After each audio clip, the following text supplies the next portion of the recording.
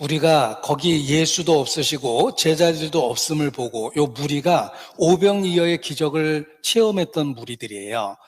곧 배를 타고 예수를 찾으러 가버나움으로 가서 쫓아간 겁니다. 바다 건너편에서 만나 랍비여 어느 때에 여기 오셨나이까 하니 예수께서 대답하여 가라사대 내가 진실로 진실로 너에게 이르노니 너희가 나를 찾는 것은 표적을 본 까닭이 아니요 떡을 먹고 배부른 까닭이라. 썩는 양식을 위하여 일하지 말고 영생하도록 있는 양식을 위하여 하라.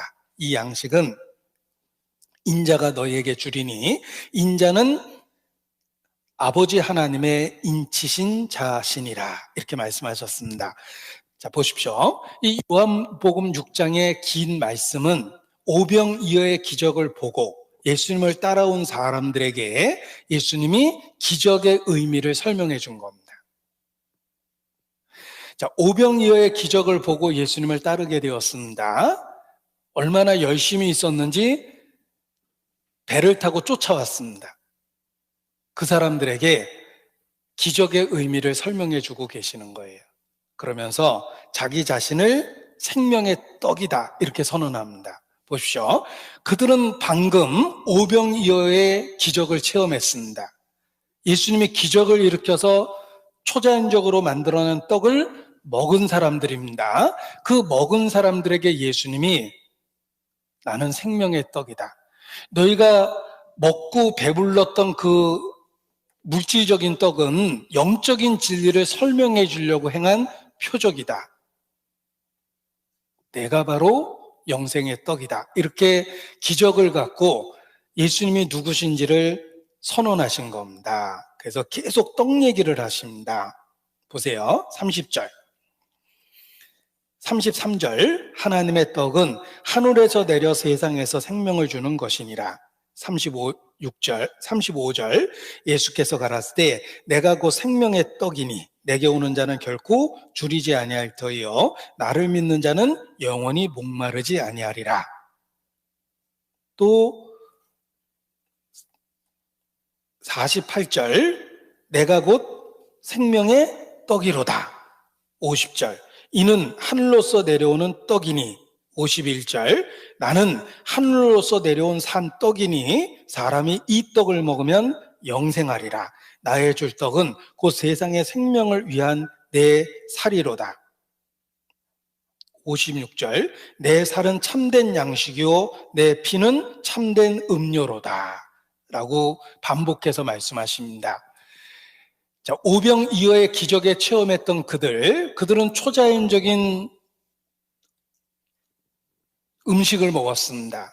그런데 예수님은 그 기적의 의미가 바로 예수님 자신이 어떤 의미가 있는지를 가르쳐 주려고 행하신 표적이다라고 설명하는 겁니다. 그러면서 내가 바로 하늘로부터 내려온 생명의 떡이다.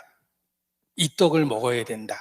내 살을 먹어야 된다. 내 피를 마셔야 된다. 이렇게 선언하고 계십니다. 이러한 말씀은 한 번 들으면 절대로 살아있는 한 기억에서 안 지워집니다. 너무 충격적이잖아요. 내 살을 먹고 내 피를 마시라. 한 번 들으면 절대 잊혀질 수가 없어요. 게다가 그들은 초자연적인 오병이어의 기적을 체험했습니다. 살아있는 한은 그 말씀을 잊을 수가 없어요. 예수님은 이와 같이 아주 충격적인 방법으로 왜 예수님을 믿어야 되는지를 확실하게 설명해 준 겁니다. 내가 바로 하늘로서 내려온 떡이다. 34절 보십시오. 6장 34절입니다. 6장 34절. 저희가 가로되 주여 이 떡을 항상 우리에게 주소서. 유대인들은 계속 물질적인 떡을 생각했습니다. 이 떡을 항상 우리에게 주소서. 우리의 평소의 소망이죠. 우리는 지금 잘 먹고 있어요. 그런데 걱정인 것은 내일도 이렇게 먹고 살지 걱정이 되잖아요. 그러니까 돈에 집착하고 불확실한 미래에 대해서 돈으로 해결해 보려고 돈의 노예가 되는 겁니다. 이 유대인들의 소원이 사실 우리의 소원이에요. 이 떡을 항상 우리에게 주소서.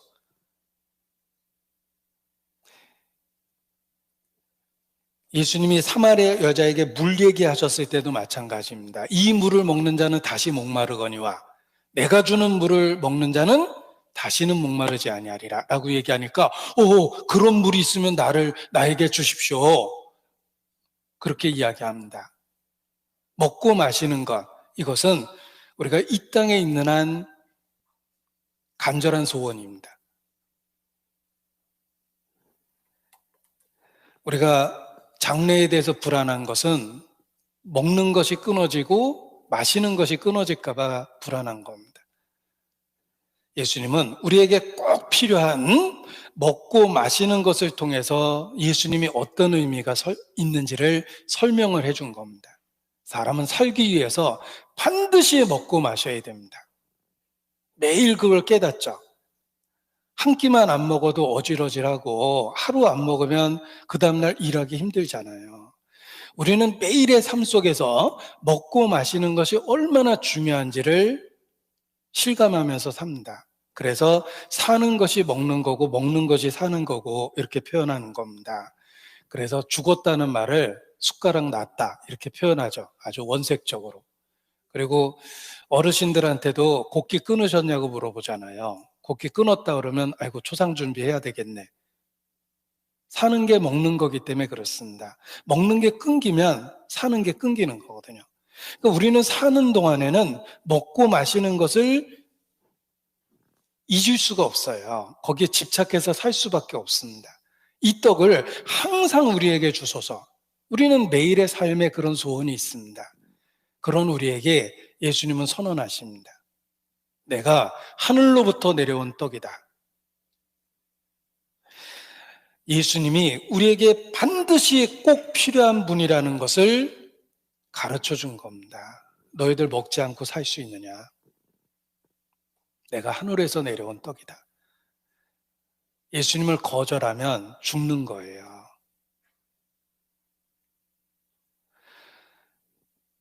예수님 없는 사람은 100% 죽을 사람입니다. 아직 안 죽은 것뿐이지 죽을 사람이에요. 안 먹고 살 사람은 없습니다. 인간은 생존을 위해서 반드시 먹고 마셔야 돼요. 예수님은 자신을 마시는 생수에 비유했고 먹는 떡에 비유하신 것은 예수님은 우리에게 반드시 필요한 분이다. 우리가 계속해서 존재하려면 죽음을 해결하고 살아남기 위해서는 예수님은 우리에게 반드시 필요하다라는 것을 떡이라는 말로 충격적으로 가르쳐 준 겁니다. 그래서 이 말씀을 들은 사람은 한 번만 들어도 예수님에 대한 말씀을 기억에서 지울 수가 없었을 거예요. 예수님 없다라는 건 양식이 끊어진 거예요. 아직 안 죽었지만 100% 죽을 거예요. 양식이 끊겼기 때문에. 버텨봤자 얼마 못 버텨요.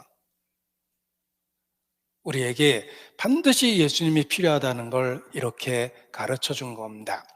이스라엘이 출애굽했습니다. 바다가 갈라지는 기적을 통해서 광야에 나왔습니다. 40년의 광야 생활이 시작됩니다. 큰일 났습니다. 광야는 생존이 불가능한 곳이에요. 음식을 구할 수가 없습니다. 그런데 40년 동안 그들이 생존했습니다. 그 이유는 하늘에서 만나가 내렸어요. 바위가 터지고 물이 나왔습니다. 그들은 40년 동안 생존했습니다. 그 뒤에는 하나님이 함께 계셨다는 사실이 있습니다. 그래서 광야에서 너에게 만나를 먹이신 이유가 사람이 떡으로만 살 것이 아니라 하나님 입에서 나오는 모든 말씀으로 살 것을 가르쳐주기 위한 것이라고 말씀하셨습니다. 40년을 가르쳤어요. 하루에 3끼 먹죠? 1년 365일 곱하기 3 하면 1년 동안 먹는 횟수입니다. 거기다 40을 곱하면은 숫자가 얼마나 많겠어요? 그 수만 번에 먹는 횟수를 통해서 인간은 반드시 하늘로부터 온 떡이 필요하다, 구세주가 필요하다는 걸 가르쳐 준 겁니다. 그러고도 구원을 못 받으면 수만 번의 가르침을 외면한 거예요. 그냥 밥만 먹은 거예요. 짐승처럼. 사람이 떡으로만 살 것이 아니라 하나님 입에서 나오는 모든 말씀으로 살 거라는 걸 먹는 것을 통해서 가르쳐 주셨습니다.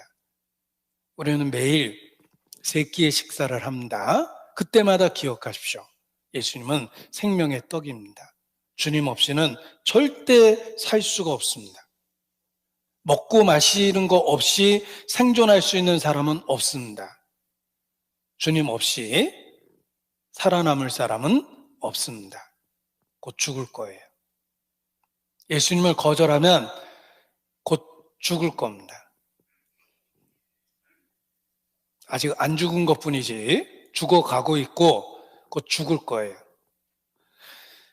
예수님은 우리에게 반드시 필요한 떡과 반드시 필요한 물과 같습니다. 그래서 한 번 들으면 기억할 수밖에 없게끔 만들어 주신 겁니다. 예수님은 자신을 생명의 떡이라고 선언했습니다. 이 떡은 보는 게 아니에요. 떡을 봤다고 해서 살 수 있는 게 아닙니다.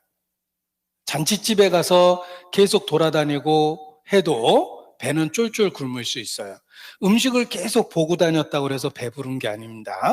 음식은 개인적으로 직접 먹어야 돼요. 우리가 복음적인 설교를 듣는다고 구원받는 게 절대 아닙니다.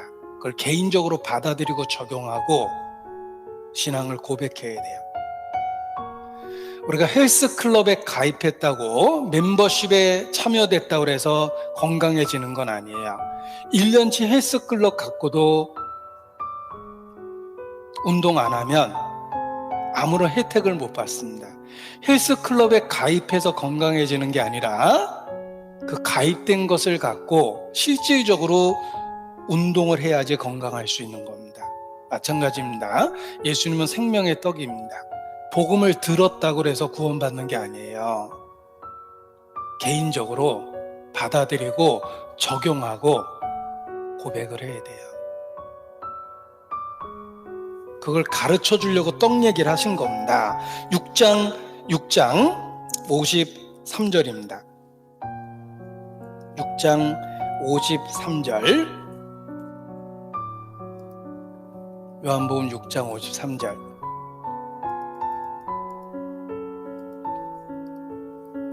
예수께서 이르시되 내가 진실로 진실로 너에게로는 이르노니 인자의 살을 먹지 아니하고 인자의 피를 마시지 아니하면 너희 속에 생명이 없느니라.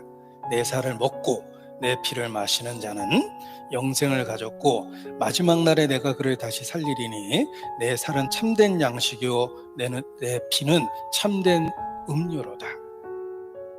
여러분, 이 말씀은 한 번만 들으면 절대 기억에서 못 지우는 말씀입니다. 너무 충격적으로 표현하셨잖아요. 생각해 보십시오. 여러분이 예수님 말씀을 한참 듣다가 졸고 있는데 갑자기 예수님이 내 살을 먹고 내 피를 마시라 그러는데 잠이 탁 깼어요. 깜짝 놀랄 겁니다. 그렇지 않아도 꿈속에서 점심에 뭐 먹나 생각을 했거든요. 그랬는데 갑자기 예수님이 내 살을 먹고 내 피를 마시라고 하니까 깜짝 놀랐어요. 오늘 점심은 예수님 볶음인가? 뭐 이렇게 엉뚱한 생각이 들 겁니다. 왜 이렇게 끔찍한 말씀을 하시지? 이 말이 얼마나 중요한지를 반드시 기억해야 된다는 뜻입니다. 우리가 복음을 알고 이해했다고 구원받는 게 아니라 개인적으로 철저하게 받아들여야 되는 거예요. 그래서 먹으라, 마시라 이렇게 말씀을 해주신 것입니다. 잘못하면 잔치집 한복판에서 굶을 수 있습니다. 먹어야 돼요. 어떤 분은 자동차를 갖고 사막을 횡단하다가 고장이 났어요. 구조대가 발견했을 때 자동차 그늘 삼아서 밑으로 들어가 있었는데 결국 물이 없어서 죽어 있었습니다. 사막 한복판에서 자동차가 고장났고 물을 먹지 못해서 구조대가 도착했을 때는 죽어 있었어요. 그런데 더 충격적인 것은 그 자동차 라디에이터 안에는 마실 수 있는 물이 가득했습니다.